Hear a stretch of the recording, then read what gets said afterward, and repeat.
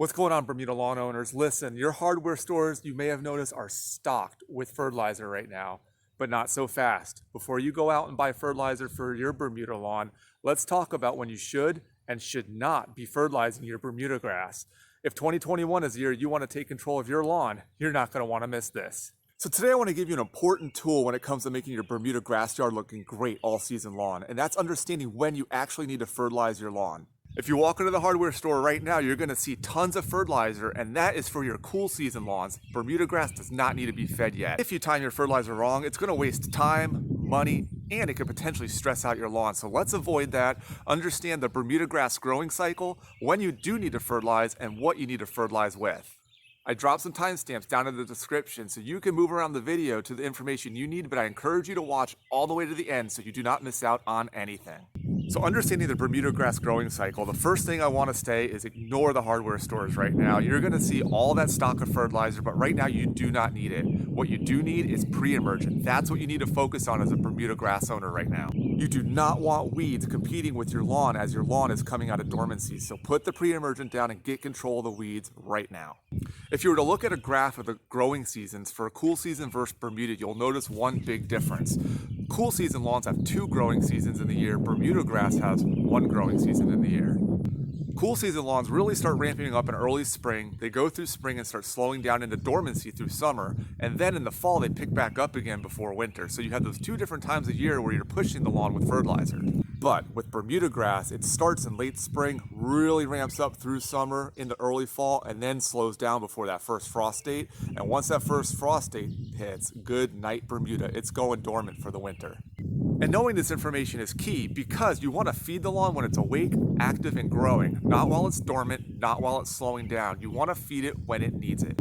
Because Bermuda has the 1 growing season in the year, you can think of it like your own day. When you wake up in the morning, you have breakfast. Then midday while you're active, you eat again. And then in the evening before bed, you have dinner, that one last meal before you go to sleep. Looking across the calendar for the year with Bermuda, it's the same way. When it comes completely out of dormancy, when it's green, you feed it that first time. Then when it's really hot out and it's growing fast through the summer, you give it more food to ensure it has what it needs. Then one last time in the fall before dormancy, you give it a little bit more food so it's ready for overwintering. So what do these applications look like? In the spring, between April and May, you're going to put 1.5 to 3/4 pound nitrogen down on the grass. Then in the summer months, June, July, and August, you're going to put down more fertilizer, about 1 pound for each of those applications. Then finally in the fall, in September, you're going to put down 1 more application. This application should be about 4 weeks before your first frost date, so you may need to adjust the exact date based on your location. With this application, it's going to be like the spring, about 1.5 to 3/4 pound nitrogen. So what we're doing is making sure in the spring we're giving it a little bit of food to start, then when it's really active and growing, making sure it's well fed, and then right before dormancy, giving it just a little bit more before it goes to sleep. And what we use during these times matters as well. In the spring, you're going to want to use a weed and feed product. Like I previously mentioned, you do not want weeds competing with the grass when it's starting to grow, so doing a weed and feed product early ensures weeds are not competing with the grass while it's growing. Then in the summer, when that grass is really ramping up, you use a nitrogen-heavy product, something like a turf fertilizer, like a 24011 or an 1804, something that has a lot of nitrogen in it. The grass loves nitrogen when it's growing, and this is the time of year it needs it. Then in the fall, you're going to use something more balanced like a 10-10-10. A balanced fertilizer is going to give the grass a little bit more nitrogen while it's still growing, though it's slowing down. But it's also going to give it nutrients it needs for underground growth and preparing for dormancy. Hey, as we're understanding when to time our fertilizer applications this year, if you want to keep feeding your lawn as simple as possible this year, smash that like button for more content.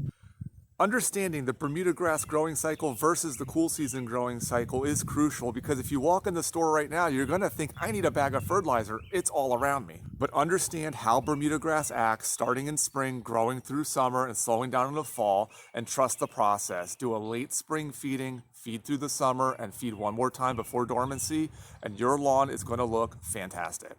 Hey, did you get your pre-emergent down yet? I said at the beginning, that's what you need to be doing right now with the Bermuda grass lawn. If you haven't done it yet, here's a video for you in the corner with some tips to ensure your yard is weed-free all season long. And if you know anyone else who's trying to get their lawn looking great this year, share this video with them. I'll see you on the next one.